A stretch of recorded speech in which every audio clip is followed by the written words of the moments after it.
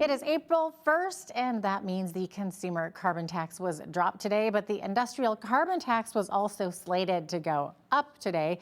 No, it's not an April Fool's joke, but here to weigh in about the carbon tax and some not so well thought out comments by some MP candidates is political commentator Brian Lilley of the Toronto Sun. Hello, Brian. Hi, Jeanette. Some of what we're going to talk about could drive you to drink. I'm not recommending that, but I do want to point out, not on our schedule of topics, but the alcohol escalator tax also going up today. So alcohol is going to cost more. Happy April Fools. Yeah, I was going to say maybe that's the April Fool's joke of the day there. But Brian, let's begin with these two candidates. So one of them is a Toronto area candidate for the Liberals, Paul Chiang, who has stepped down after days of negative headlines for his comments that a political opponent should be handed over to China and that people could make some money off of his bounty. So Brian, what happened with Paul Chiang, and why was Mark Carney so slow to react about this? A complete failure of leadership by Mark Carney.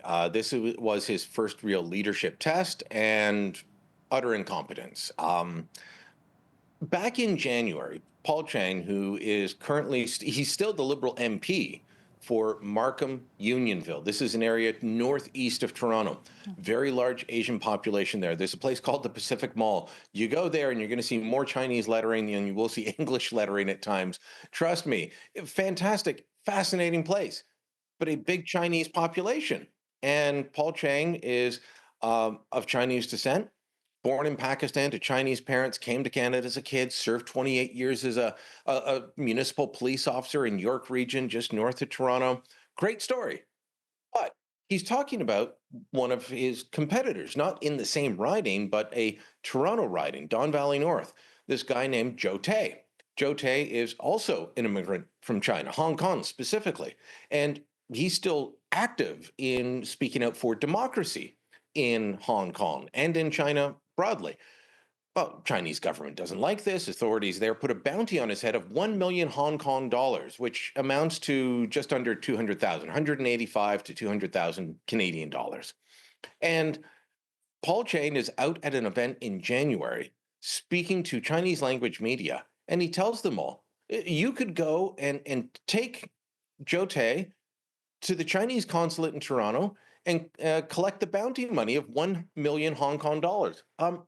He basically encouraged people to kidnap his political rival and hand them over to an authoritarian regime that would definitely jail him, possibly kill him. And this broke. So, as I said, the comments were in Chinese in January. Most English-speaking Canadians didn't hear about them. Right. Come Friday, the Toronto Association for Democracy in China puts out a news release saying, look, there's still Chinese foreign interference going on. Here's what the guy said. Here's what it is translated into English. Here's why this is a problem. I mean, we can all just look at the comments and say, that's a problem. Advocating that people take your political rival and hand them over to an authoritarian dictatorship is absolutely abhorrent. It was sometime, Paul Chiang did not deny the comments. He put out an apology. He later apologized to Joe Tay. But Mark Carney didn't fire him. In fact, I was there on Monday morning in an industrial park north of Toronto where he defended him. There were 6 different questions put to Mark Carney about this during his news conference. And he defended Paul Chiang to the hilt, called him a man of integrity. To quote Princess Bride, you keep using that word. I don't think it means what you think it means. There's nothing to do with integrity in encouraging your political opponent to be kidnapped and handed over to China. This was a major failure in terms of Carney's test of leadership. He hasn't had many big. This is his first big stepping on a rake moment, you might say. And in terms of leadership, it just wasn't there. Chiang, by the way, did resign later, Right. But only after the RCMP announced that they were investigating. because he may have broken the law in counseling people to commit a kidnapping, which is a crime. Right? It's almost like he's a spy or something like that. My goodness. Okay, so Brian, the Conservatives also lost a candidate in Windsor, Ontario today. Yeah. So Mark McKenzie over comments about public hangings, and that included Justin Trudeau deserves the death penalty. I'm paraphrasing here, but Brian, I believe Mark McKenzie has now stepped down. He's been fired. Okay. So this is the difference. Pierre Okay. Poilievre and the Conservatives announced right away, oh, we hadn't seen this, because this happened on a podcast in 2022 around the end of the convoy. And McKenzie was talking about bringing back public hangings. Now, he didn't specifically call for Justin Trudeau to face the death penalty, but his comments could be construed that way. Even if you can construe them that way, that's unacceptable. But these podcasts had been scrubbed from the net. Somebody found one. I'm going to guess, perhaps the local Liberal MP, and who knew he was going to be fighting off a contender, and he put that out there. Mark McKenzie is a sitting Windsor City Councillor. He was elected months after this podcast was put out. So immediately after it came out, the Conservatives said, no, you're done, you're gone, you're fired.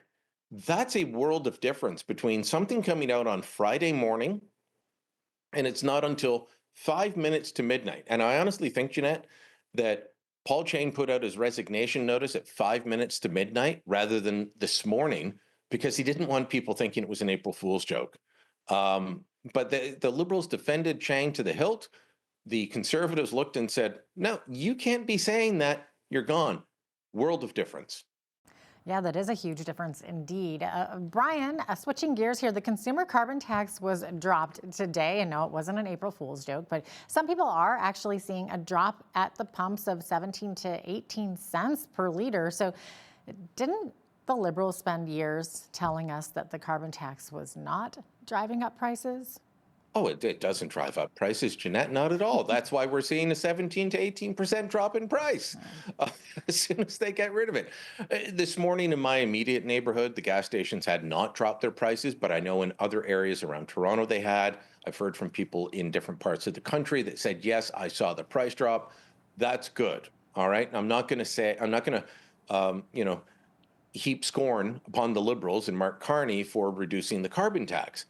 But you guys spent the last several years telling us that we absolutely had to have this, that it had to be higher, that without this, the planet would burn. Oh, and by the way, it's not costing you more.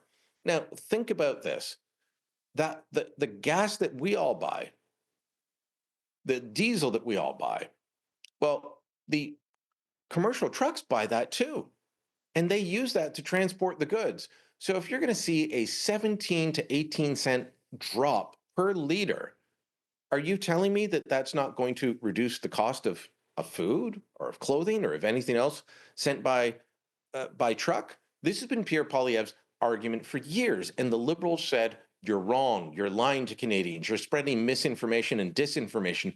Now they're standing behind Mark Carney and applauding this. These guys have no principles, or wait, they've got some principles, but if you don't like them, hold on, they'll go back here and let me find some more. I've got some more back here for you. This just shows how craven they are in wanting to hold on to power at all forms. I applaud the fact that it's down, but the industrial carbon tax still there. Mark Carney still wants to raise it on all the industries that Donald Trump wants to raise tariffs on. What's the difference between raising a tax by your own government and a tariff by a foreign government? They're both going to have the same impact in terms of making the products more expensive and resulting in lost jobs because the company's no longer competitive. Oh boy. And then we've also got the industrial carbon tax still in place, and it was slated to go up today. And Mark Carney has said that he also wants to increase the industrial carbon tax to offset the consumer carbon tax going away. So who will that impact, Brian? It's going to impact the steel industry. It's going to impact aluminum. It's going to impact cement. It's going to impact construction. Yeah. It's going to impact manufacturing. What are you seeing all the political leaders do these days? Go around and tour factories. They're going around and they're showing up. Today, Mark Carney's in Winnipeg, Manitoba at the New Flyer bus factory. Guess what they use a lot of there? Building those buses, steel and aluminum. And I'm sure he's there because they build some great electric buses, which work in some places, don't work in others. They make fantastic conventional buses too. I'm sure he's there for all of those reasons, but Carney wants to make all the components that go into those buses more expensive. Uh, New Flyer used to sell a lot into the United States. They're having trouble with that right now because of Made in America provisions and soon the tariffs. And on top of that, Mark Carney's going to add an industrial carbon tax that will drive up the cost of every single component that goes into that bus. Don't don't tell me that this is not going to be a major impact on companies.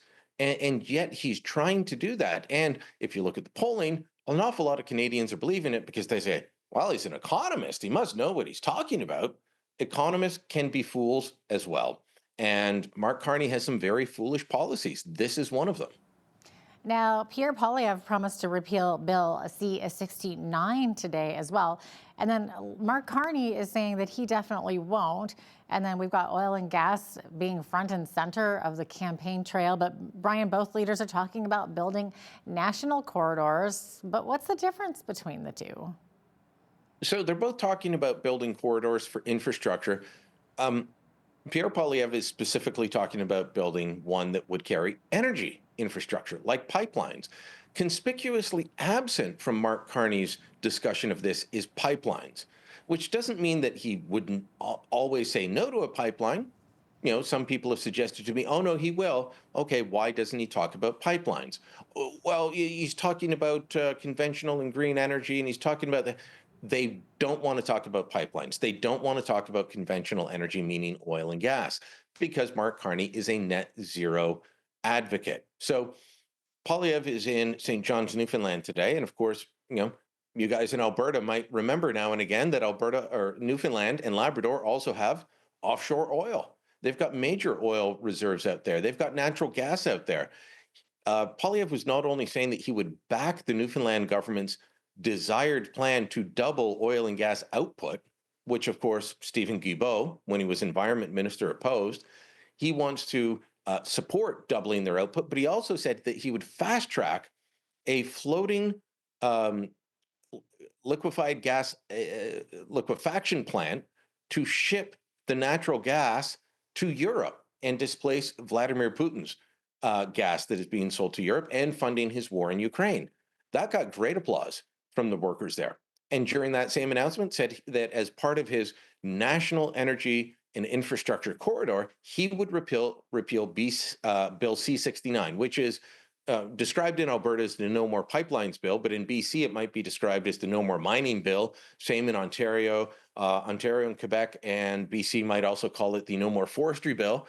It impacts every aspect of natural resource extraction, which is why every provincial government of all political stripes, Liberal, New Democrat, and conservative-oriented governments challenged it and backed Alberta's challenge in the Supreme Court and won. But the Liberals don't want to acknowledge that Supreme Court reference case. They want to keep acting like it's there. Carney was asked straight up, will you repeal Bill C-69? And the answer was no. Absolutely not. He would not do it. He thinks that this is part of protecting the environment. Pierre Poilievre said, look, we can protect the environment. Who doesn't want a clean environment? But we can also do it while dealing with the resources that we have, extracting them, harvesting them, becoming the richest country in the world because of them, and doing it quickly while still protecting the environment. There are ways to do that. Mark Carney and the Liberals have taken us to a point where getting a mine built because of the duplication of environmental assessments and the environmental regulations imposed by the Liberal government, it can take 17 years to get a mine built. As Pierre Poilievre said, what are you going to learn at year 16 and 6 months that you didn't know earlier on? And so he wants it to be between 6 months and a year to get these sorts of permits approved. Wow. Switching gears here to the war on drugs. Brian, you caught up with Pierre Poilievre recently on the campaign trail and asked him about drug policy in light of some court challenges in Ontario trying to stop changes like we've done here in Alberta. So this province is turning the corner after being ravaged by opioids. But did Poilievre tell you about his drug policy if he's elected? Yeah, and kudos to Alberta for turning the corner. I had Marshall Smith, Danielle Smith's former chief of staff, who really advocated for a change. I had him on the Full Comment podcast that I host recently, and just talked about how well Alberta is doing and what it took to get there. It's a massive shift, and a city like Lethbridge, especially, was really hit hard by the opioid crisis. But you can find that same kind of impact. To varying degrees straight across the country. Most people think about the Vancouver downtown east side. Um, it's in Lethbridge, it's in Red Deer, it's in Barrie, Ontario, it's in Chicoutimi in Quebec. It's not just a big city thing anymore. And there have been court challenges trying to stop the Ford government from doing some of the same things that Alberta's done. And judges have intervened to say you can't do that. And that's still before the courts and it's being fought out. So I asked Poilievre about that. And he said that he will end what he called the liberal insanity uh, of drug policy. Look, the people challenging what the Ford government's trying to do in court say that getting rid of safe injection sites next to schools and daycares, literally within 150 meters, that impacts their Section 7 charter rights to life, liberty, and security of the person. And so I put that in the question to Pierre Poilievre, and he replied with, what about the life, liberty, and security of the person for the little kid stepping on a needle in the local park or being attacked by someone whacked out on fentanyl? These are all things that we've got to consider as well. So he's saying he will end the liberal policy that has been there, and said that Mark Carney wouldn't, and pointed to a couple of people around him. Former Vancouver Mayor Gregor Robertson, nicknamed Mayor Moonbeam when he was in power, he oversaw both the rapid increase in the price of housing in Vancouver, he was mayor during that time, and the incredible increase in opioid overdose. He was all part of that as the city adopted his far left policies. And here in Toronto, Carney's got Nathaniel Erskine Smith, who he's got as his housing minister, who has a incredibly radical policy on drugs that is now being rejected elsewhere. So is Mark Carney going to fix the drug crisis, the opioid crisis that's there? Probably not. You'll get more of the policies that have led to this while telling you it will fix things. And meanwhile, opioid overdose deaths will continue to go up. Well, we are unfortunately out of time here, but political commentator Brian Lilley of the Toronto Sun, thanks so much for joining us today. Appreciate having you on again. Thank you.